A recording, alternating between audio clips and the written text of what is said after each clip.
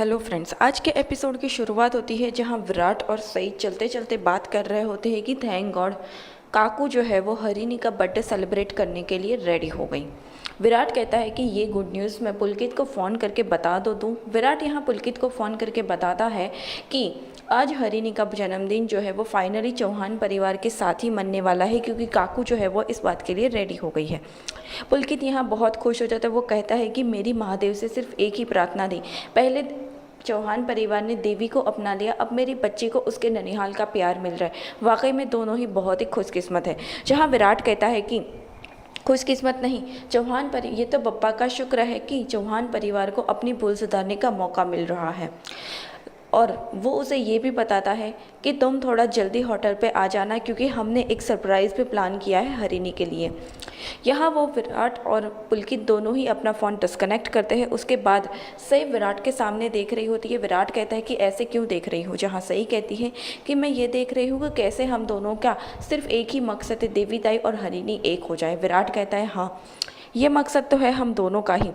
जहाँ सही कहती है कि मेरे दिमाग में एक आइडिया है जिसके लिए मुझे आपकी मदद की ज़रूरत है। विराट कहता है आपका हुक्म सर आँखों पर, आप बताइए तो सही। जहाँ सही उसे कह रही होती है, अपनी प्लान जो है वो डिस्कस कर रही होती है। विराट कहता है कि मैं तो तुम्हारे साथ शॉपिंग पे भी चलना चाहता था, लेकिन तुमने मुझे उस चीज़ के लिए मना कर दिया और सारी चीज़ें तुमने खुद ही हैंडल कर ली।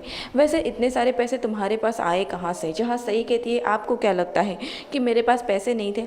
है मेरे पास पैसे, और वैसे भी मैं खुद से भी तो कुछ करना चाहती थी, ताकि मुझे भी तो लगे कि मेरा भी कुछ योगदान है इस बर्थडे पार्टी में। जहाँ विराट कहता है कि तुम्हारा पूरा योगदान है सही, अगर तुम नहीं होती तो ये कुछ होता ही नहीं। लेकिन यहाँ सही कहती है मैं जानती हूँ आप मुझसे ये कहना चाहते हैं कि मुझे मेरे पैसे संभाल के रखने चाहिए, क्योंकि मुझे वो हॉस्टल में काम आएंगे। लेकिन आप टेंशन मत लीजिए, मेरे पास है पैसे, उसकी चिंता आप बिल्कुल भी मत कीजिए। यहाँ पर सही अचानक वो कहती है कि तुम बिल्कुल भी कमल दादा जैसी हो। वो जैसे ही कमल सर का नाम लेता है विराट, यहाँ वो रोने लग जाती है। विराट सही की आंखों में आंसू देख लेता है। सही जैसे ही पहुँचने जाती है विराट रोक लेता है और वो अपने हाथ से पूछता है। जहाँ सही कहती है आपको पता है विराट सर, मेरे आबा भी मेरे आंसू बिल्कुल इसी तरह पूछा करते थे। जहाँ विराट कहता है कि सही याद है तुमने मुझसे एक बार कहा था कि मुझ में भी कुछ क्वालिटीज़ है तुम्हारे आबा जैसी। जहाँ सही कहती है हाँ बिल्कुल भी। विराट कहता है तुम्हारी तबीयत तो ठीक है? सही कहती है आप ऐसा क्यों पूछ रहे हो? विराट कहता है वो इसलिए क्योंकि आज हम दोनों ही एक ही बातों पे एग्री हो रहे हैं। इनफैक्ट तुम मेरी बात से एग्री कर रही हो। जहाँ सही थोड़ा गुस्सा हो जाते कहती है कि ना आपको ना मैं हंसती खेलती तो बिल्कुल पसंद ही नहीं आती हो, आपको हमेशा मेरा गुस्से वाला रूप ही पसंद आता है। विराट कहता है नहीं नहीं, मुझे तो तुम्हारा हर एक रूप पसंद आता है, इनफैक्ट गुस्से में तुम ज़्यादा खूबसूरत। वो वर्ड जो है वो बोलते बोलते रुक जाता है और कहता है कि तुम ज़्यादा ही भयंकर लग रही हो।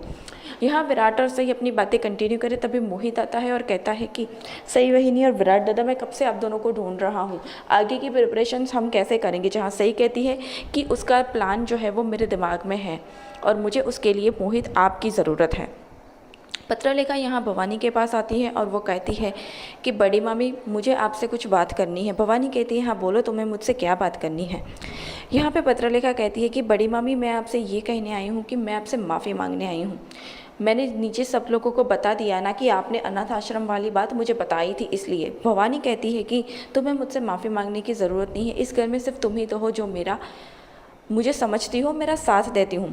यहाँ भवानी और पत्रलेखा अपनी बात कर रहे थे, तब भी अश्विनी उसे चाय देने के लिए सोनाली के साथ आती है। वो दोनों दरवाजे पर रुककर ही बात सुनते हैं। जहाँ भवानी कहती है कि सब लोग मेरे खिलाफ हो गए, तुम ही तो थी जो मेरे साथ खड़ी रही थी, तुम्हें ही तो मेरी परवाह है। आज मुझे सच में लगता है कि तुम सच्चे दिल से तुम ही मुझे इस घर की बड़ी मानती हो और मेरी परवाह करती हूँ। बहुत ही खुशकिस्मत हूँ कि मुझे तुम्हारे जैसी बहू मिली है। यहाँ पे सोनाली कहती है कि वाकई में पता नहीं पत्रलेखा ने वहिनी के ऊपर क्या जादू फैला दिया है। वहिनी सारी राज की बातें उसे बताती है। आज तक जो राज उसने हमें नहीं बताया वो उसने पत्रलेखा को बता दिया। वो सोनाली कहती है मुझे तो ठीक है चलो नहीं बताया, वहिनी आपको भी नहीं बताया, आप तो इस घर में मुझसे पहले आई है ना। अश्विनी कहती है कि मैं पप्पा का शुक्र मनाती हूँ कि वहिनी ने ये राज मुझे नहीं बताया, वरना इस पाप का भागीदार ज़बरदस्ती मुझे भी बनना पड़ता। और वो कहती है कि वो ये बात पत्रलेखा को ही बताएगी ना, क्योंकि पत्रलेखा ही तो है जो उनको बिना सवाल किए उनकी सारी बातें चुपचाप सुन लेती है। वो दोनों वहाँ से चले जाते हैं। यहाँ पे मोहित को जैसे तैसे विराट और सही कन्विंस कर लेते हैं डायरेक्टर का रोल प्ले करने के लिए और स्क्रिप्ट जो है उसे रेडी करने के लिए। फाइनली मोहित जो है वो मान जाता है और वो कहता है कि चलो मैं मान तो गया, लेकिन मुझे कुछ चीज़ों की ज़रूरत होगी। जहाँ सही और विराट कहता है कि तुम्हें जिस भी चीज़ की ज़रूरत है तुम हमें बता सकते हो, हम कर देंगे। यहाँ सही बोलती है स्क्रिप्ट मेरे पास रेडी है, बस तुम कैरेक्टर और वो सब कुछ ढूंढो। यहाँ विराट और मोहित डेकोरेशन देख रहे होते हैं, जहाँ विराट कहता है कि आज शायद मेरी भांजी को ये सब कुछ पसंद आए। मोहित कहता है कि सिर्फ आपकी नहीं, हमारी भांजी दादा। वो कहता है कि सिर्फ उसे पसंद नहीं आएगा, उसे बहुत पसंद आएगा। विराट कहता है अगर सम्राट दादा यहाँ पे होते ना तो वो भी बहुत खुश हो जाते देवी ताई की बेटी को मिलकर। जहाँ सही कहती है कि बहुत ही जल्द सम्राट दादा वापस आ जाएंगे, लेकिन जब आएंगे तब हम बहुत बड़ी पार्टी करेंगे। वो मोहित को बुलाती है और कहती है कि डायरेक्टर सर आप बैठ जाइए और आप ये तो बताइए कि कौन सा पर्सन, कौन सा कैरेक्टर जो है वो प्ले करेगा। जहाँ मोहित कहता है कि नरेटिंग जो है ना वो विराट दादा करेंगे, क्योंकि विराट दादा भारी आवाज़ में बोलेंगे ना तो बहुत अच्छा लगता है, जिसके लिए विराट रेडी भी हो जाता है। उसके बाद वो बोलता है कि हरिणी के रोल के लिए सही परफेक्ट है। जहाँ विराट कहता है हाँ तुम थोड़ी ज़िद्दी भी हो ना तो तुम चलोगी भी सही।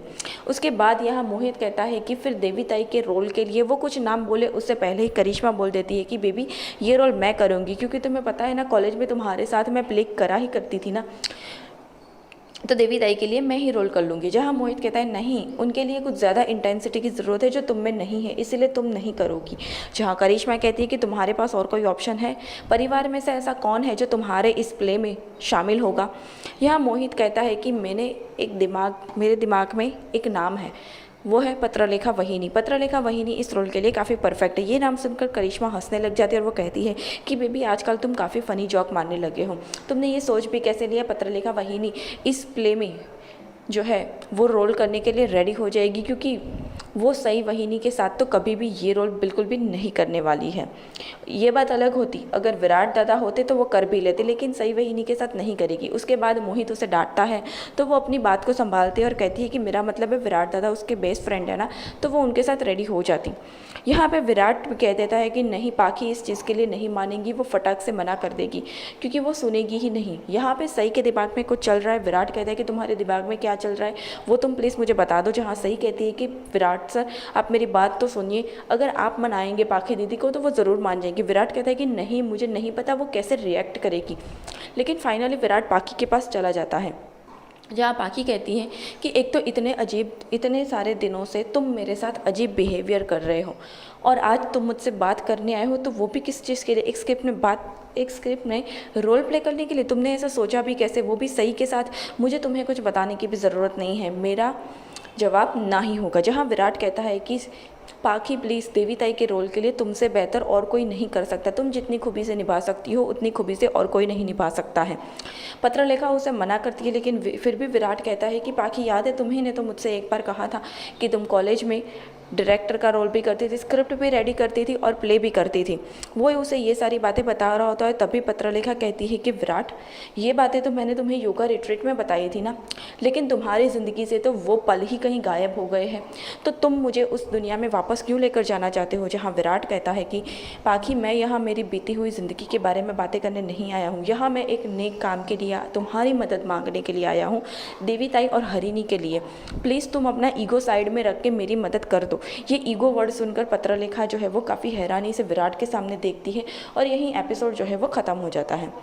इस हफ्ते देखने में आता है कि फाइनली पत्रलेखा जो है वो दिव्यानी का रोल प्ले कर रही होती है और जिस तरह दिव्यानी बिहेव करती है बिल्कुल वैसे ही बिहेव करते वो हरिणी, यानी कि जो सई जो है वो हरिणी का रोल प्ले कर रही होती है उसके पास जाती है। सही बिल्कुल ही हरिणी की तरह रोल प्ले कर रही होती है। ऐसे में ही जैसे ही पत्रलेखा सई को किस करने जाती है, यानी कि देवी ताई हरिणी को किस करने जाती है, यहाँ पे हरिणी जोर से धक्का लगा देती है। यहाँ पे सई कम्प्लीटली अपने कैरेक्टर में ही होती है, लेकिन पत्रलेखा यहाँ नीचे गिरने के बाद वो काफ़ी गुस्से में आ जाती है और यहाँ जो बैठे लोग देख रहे हैं वो भी थोड़े डर जाते हैं और एपिसोड यहीं ख़त्म हो जाता है। Thank you.